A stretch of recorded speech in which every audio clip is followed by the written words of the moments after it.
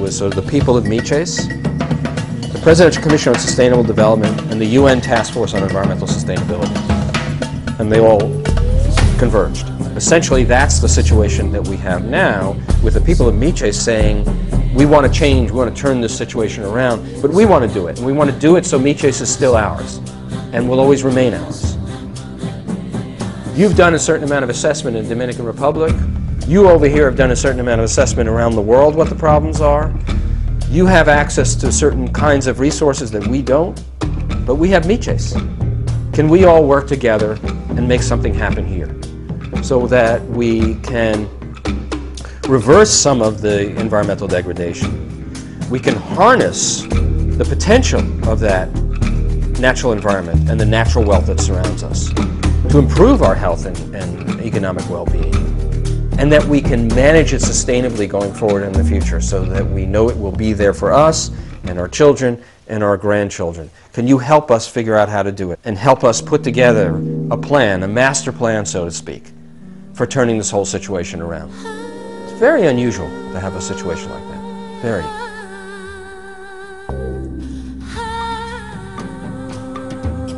We have to sort of break that usual equation that, you know, economic development means decline in environment, or saving the environment means you can't develop economically.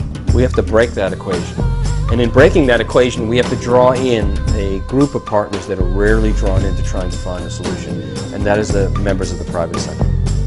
Because they really are the ones who can essentially mobilize the cash. They can mobilize a lot of the activities that are necessary to go on in order to really achieve what we're trying to achieve.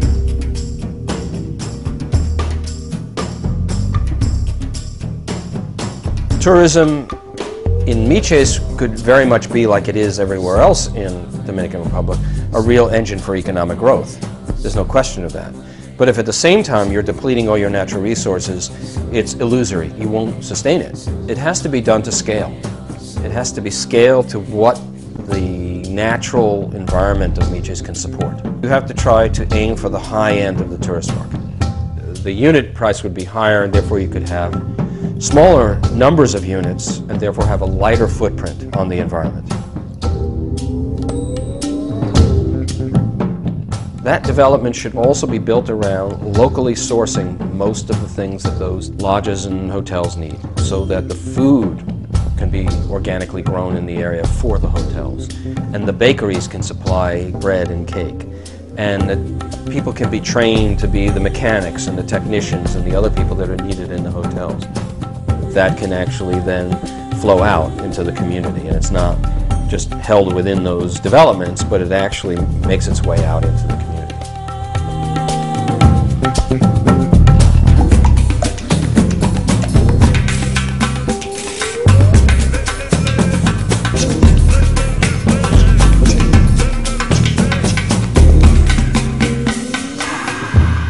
Miches could really become a model for how you build a very heterogeneous group of people with so many different kinds of backgrounds and expertise. How you put them together to try to develop a plan to elevate the health and economic well-being of the people who live in the area, and for sustainably managing all of those natural resources and that natural wealth well into the future.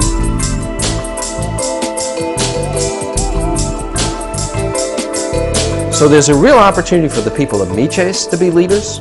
There's an opportunity for the Dominican Republic on a national level to be leaders, and there's actually an opportunity for all of us who get involved to really benefit intellectually, because no one's ever tried to do this before, or at least no one's ever succeeded in doing this before.